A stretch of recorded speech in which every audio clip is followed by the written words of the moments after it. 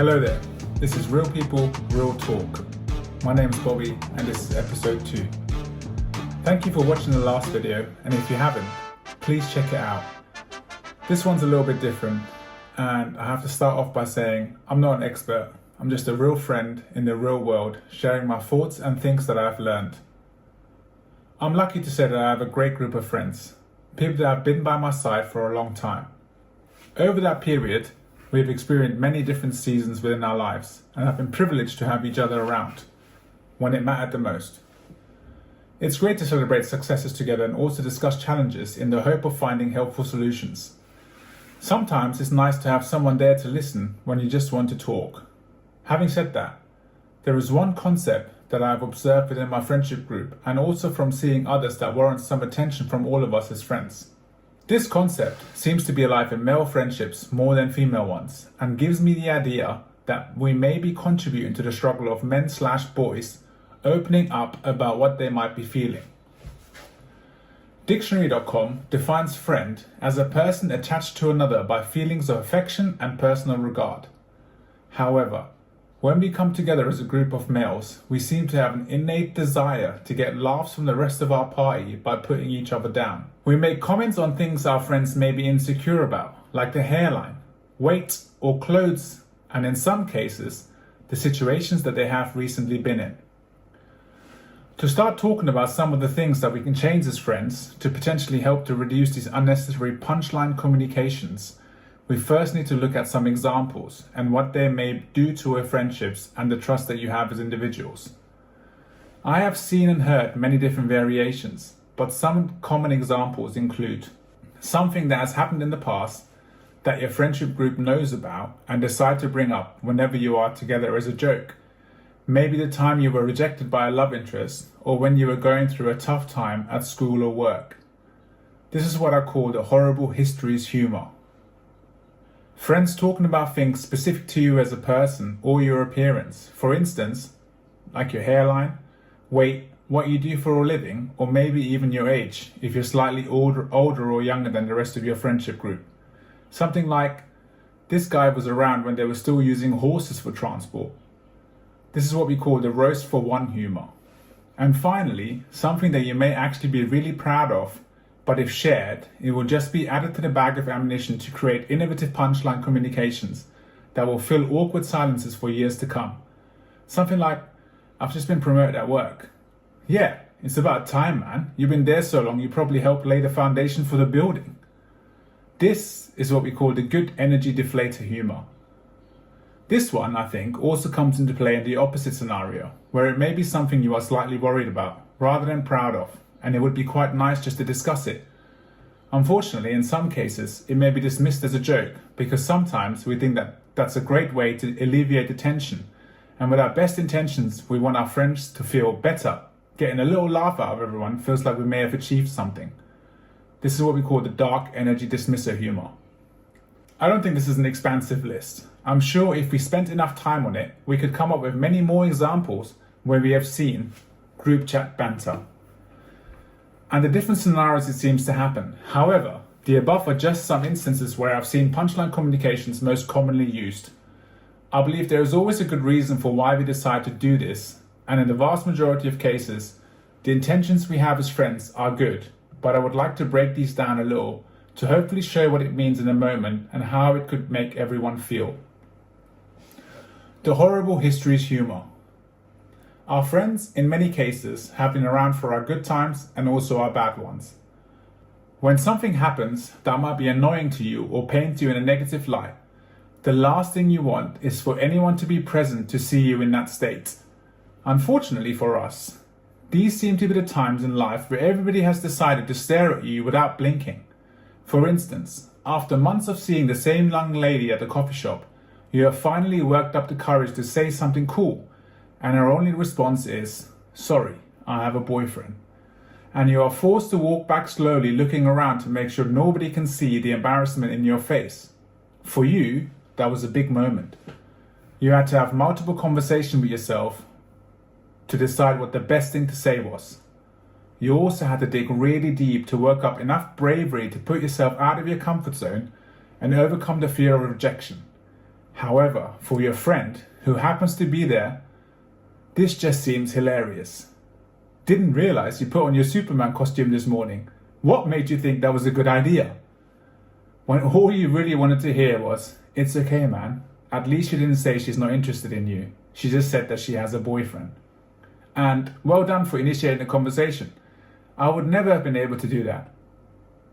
I think it's important for me to say here that punchline communications don't always happen, and they are also not always present in every friendship group. A lot of young men nowadays are really good at lifting each other up at the times they need it most. And I think those guys will have better friendship and also feel less lonely in the times where they need someone the most. However, there does seem to be a lot of the aforementioned behavior, and we may be continuing on this path of closing off great conversations as friends, talking about how something feels in the moment and missing out on the privilege of someone just being there listening and acknowledging. The way this scenario then becomes horrible history's humor is when 3 months down the line, that particular friend references back to it with a carefully crafted punchline to make others and yourself laugh during a conversation. You are left with the wish of just forgetting the whole thing happened, or more importantly, the wish that it happened when you were alone, but are not able to say anything in the moment because it's all just banter. Moving on to the roast for one humor. I think this one is so common nowadays. You hear and see it everywhere all the time. There is even social media content that is dedicated to this kind of humor where people are putting each other down for a laughs. I have to give her something she's never seen before. Like hairline. I can't lie to you, your corners are pushback. And I guess when you see people doing it, who you don't personally know, it may be slightly amusing. This humor is the one that we as men/boys get involved with so naturally for some reason. We'll be hanging out together in a group and reference punchlines to whatever situation might be happening. For instance, watching a sporting event with a lot of physical activity and someone saying to that friend who is less active than others that watching this is probably the most cardio they've had in years. Or talking about age, saying that the oldest member in the friendship group was there when they built the pyramids while hearing about Egyptian culture. Hairline jokes seem to come up a lot too, where friends say things like, "That car was reversing faster than your hairline." All these jokes will most likely get laughs from everybody, but if you pay attention and look at the individual that is in the firing line, you will most likely see some sort of discomfort, especially if it has been going on for a little while. If you add to that the possibility that some of the things being joked about may have been shared with your friends in confidence during a time where you felt a little vulnerable, then it starts to feel like it would have been better not to say anything. Next one's the good energy deflator and the dark energy dismisser humor. These ones are really about sharing as a friend. The urge that you get to talk to those that you consider close about things that are affecting you emotionally. This could be positive or negative. I'm talking about promotions at work, maybe something great that your child has achieved, a breakthrough in your relationship, or progress with your dating life. These would all be classed as good energy. When shared, what we should expect is a conversation to find out more and then celebrate that success with you, and when that happens, it feels great. What actually happens a lot of the time is punchline communications to deflate that good energy. For instance, "I finally managed to finish building that shed." Yes, you probably got tired of sleeping on the sofa. Or, yeah, your wife probably told you that if you don't finish this weekend, you'll be moving to the garage. These seem pretty harmless, but they have the undeniable effect of killing that conversation when your friend probably just wanted to celebrate the fact that he managed to use his time efficiently around the kids, work, spending time with his wife, and dealing with their pets. A response of, "That's awesome, man. I know you've been trying to squeeze it in whenever you can." Or, "How did you manage to get the time to finish?" It's much more uplifting and encourages the conversation. It will allow your friend to share those positive feelings, and it builds trust to encourage us to talk more. The same goes for the dark energy dismissal humor. This is where you are at a point to actually share what's making you feel a little down, such as, "Man, I've been on this dating site for ages and nothing has happened." Just to be greeted by a response of, "Haha, you might as well use someone else's picture, bro." All you can do is laugh it off and dismiss that dark energy, whereas the response of, "Tell me more," would be so much more powerful to let your friend explore those emotions and help him come up with a plan of action going forward. As I said, These are definitely some of the most common punchline communications that I hear and see, and also the ones that I've been able to categorize. I've already shared some of the alternative responses that would help conversations thrive in those situations, but I want to share with you a number of changes I have tried to make to be a better friend, and some examples of where I've fought with my conditioning to not try and use punchline communications while speaking to my friends. I think firstly, let the past be in the past. If you get together with your friends and the main topic of conversation is a form of reliving the past, then something may be a little off there. It is nice to reflect on experiences and situations you've had, but leave those for your friend to bring up for a laugh rather than you bring it up as a joke during a period of silence. The difference here is most likely a comfortable individual bringing it up after fully dealing with the matter rather than us continuing to pull them back into that feeling without any hope of discussing it for closure. In the example used above, it may be that your friend may turn around and say, "Do you remember that time I decided to speak to that young lady in the coffee shop? That was so embarrassing, man." And in order to encourage that kind of sharing, you would have to fight the urge to use some sort of punchline communication and actually say, "Yes, I do." But that was incredibly brave and probably is the reason why you are so much more confident at starting conversations. And if that is the kind of response you give within a group of your friends, then you start to become the change that will help us have more open and honest conversation. It is in all of our best interest to avoid the very common roast for one humor, mainly because it catches on so quickly.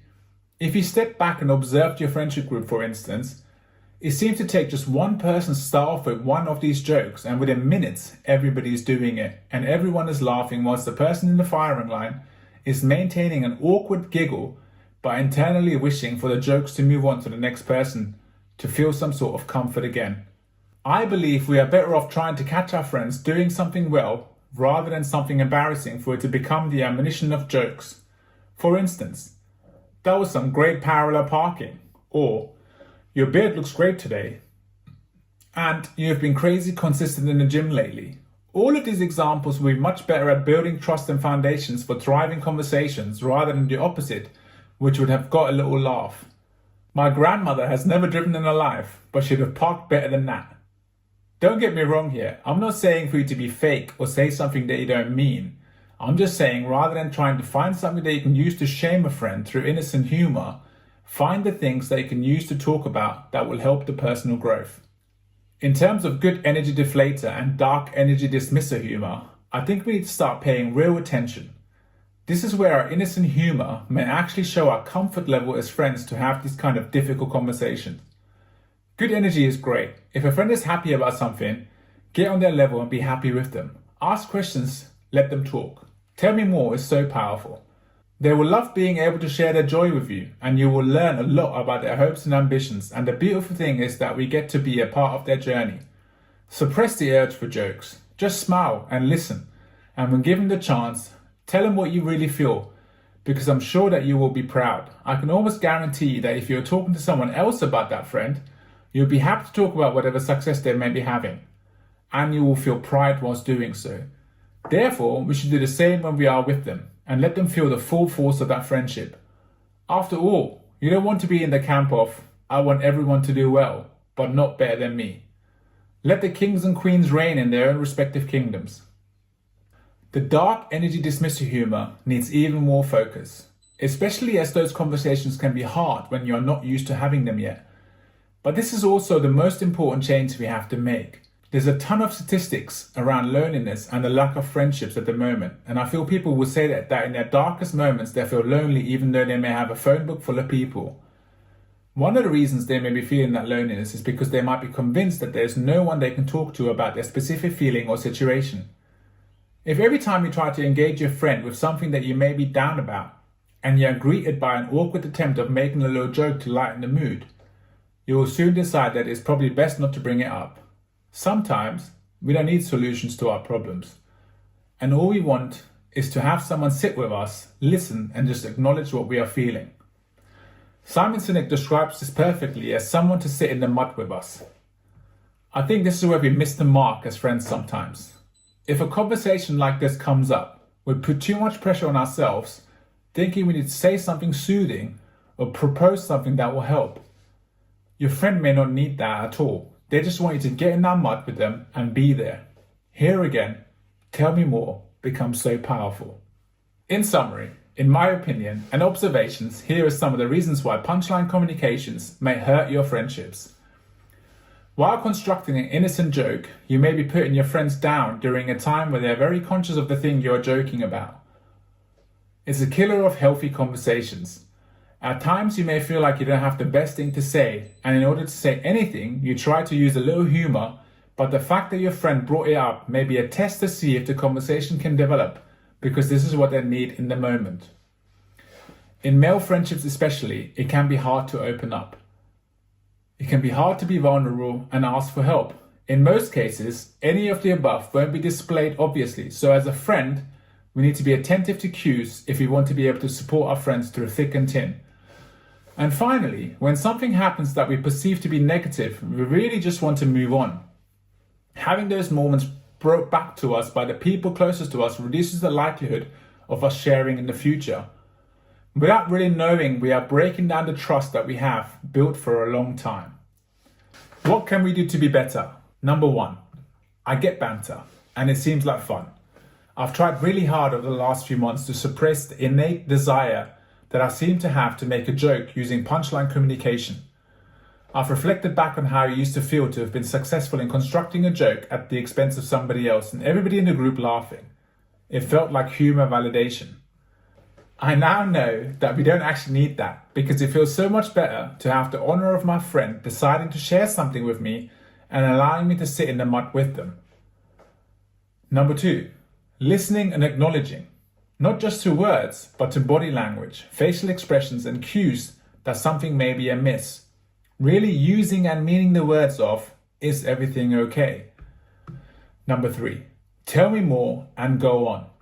2 great responses at times where you may feel like you don't know the best thing to say, because in those instances, that is the best thing to say. It gives your friend the courage to go deeper into the mud, knowing that you'll be right there with them. Number 4, lift your friends up. Catch them doing things right. I think our female counterparts have been so good at this. They're always trying to catch something good. A new dress, new haircut. They've paid attention to social media posts and then refer back to the positives of it. Whereas sometimes I feel as men, we try harder to get the opportunity to rip into each other for that famous group chat banter. Finally, understand and accept that the statistics on loneliness, connection and friendships are very clear. So many more people report feeling lonely always, some of the time, or during certain parts of their day. So many more people feel that they don't have someone to talk to about their feelings and emotions, even though they have a friendship group, and so many more people feel a little isolated, even though they have a network of followers and friends online. Having understood that, make the time to check in with your closest friends. Meeting face to face is phenomenal. And when you do, make sure to have the right conversations. Making a phone call is fantastic. And when you do, ask the right questions. And if all that fails, send a message. A simple "how's things" sent at the right time speaks volumes for showing that you're there. I'm not sure people get the same feeling simply from you reacting to their posts or status updates. From what I've learned through the implementation of some of the above, I can confidently say that I have better communication not only with my friends, but also with my family. I am presented with having the honor of being there for my friends and family more often, and most importantly, I do not find myself reflecting back on something I said in the humor of the moment, thinking that was unnecessary. After all, if our friends called us out for every punchline communication we make, we would soon stop. Unfortunately, we're not there yet, in terms of level of comfort, simply due to the fact that it has become the norm and we have all accepted it. We should take a lesson from our better halves and learn to lift each other up and support each other's reign as kings. I hope this video has provoked some thoughts for those of you who've watched and listened. And as always, I would love to hear your thoughts and comments about whether you have noticed punchline communication in your relationships, and also how you're all making sure to let your friends know without doubt that you will be there if they need someone to sit in the mud with them. Thank you for watching, and please like, comment and subscribe to help this video reach more people that could benefit from hearing this. My name is Bobby, this is Real People, Real Talk, and this was episode 2. Thank you for watching, and I hope to see you soon.